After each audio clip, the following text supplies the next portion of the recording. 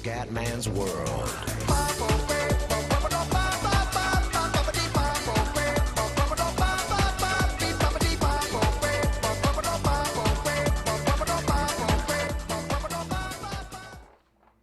Bella raga, ciao a tutti del Comendone Veneziano.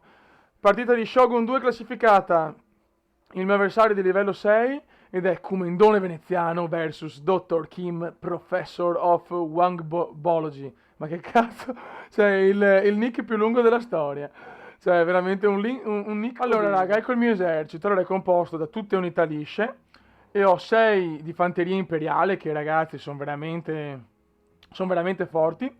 E un moschetto a mizza che mi dà, come si dice, che è un'unità in più, non è fortissima, fa un po' cagare sinceramente, però comunque è sempre meglio avere unità in più che regalare i fondi.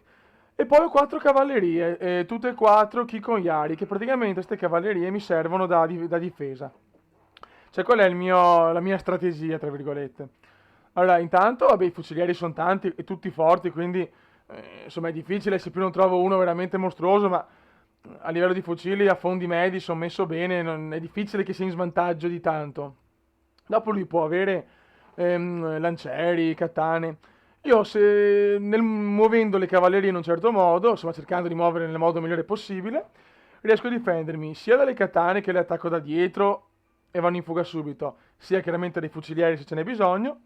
Ma io ho notato anche dei lancieri, perché alla fine se faccio il giro e colpisco il lanciere da dietro, alla fine riesco comunque a mandarli in fuga. Cioè, è una tattica un po' pericolosa, perché se trovi quello forte che sa fare tutti i giri, a girare e tutto, è dura. Però fino adesso su 10 partite ne ho vinte 10.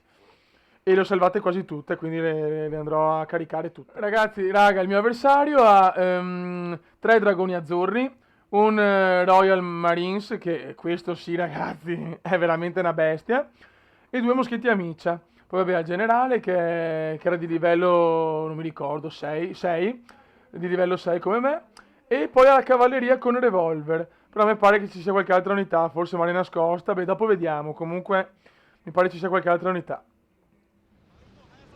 Ecco adesso mi porta la cavalleria con revolver ai lati. Ah, c'ha altre 3 cavallerie normali più una con revolver. Qua io non ho ben capito cosa ha fatto perché, insomma, intanto col generale comincio già a sparare. Poi provo ad attaccarmi con le revolver, ma secondo me le lascia troppo un po' così alla cazzo. Io ho tempo di andarle a prendere con la mia cavalleria. Tanto qua è cominciata. Ah, avevo anche girato i fucilieri per sicurezza prima di andarla in fuga. Ormai la cavalleria con revolver è solo un ricordo. Oh, è iniziata la festa, raga. Adesso cominciamo ce le diamo di santa ragione. E una è già andata intanto. Qua arriva un'altra cavalleria. Qua alla sinistra.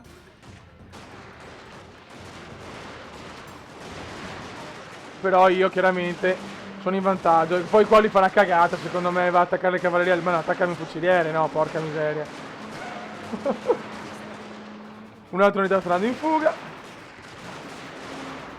Ormai ragazzi la partita è proprio un dominio. Cioè aveva comunque il Royal Marines, ma l'ho attaccato subito. Ho cercato di mandarlo in fuga subito.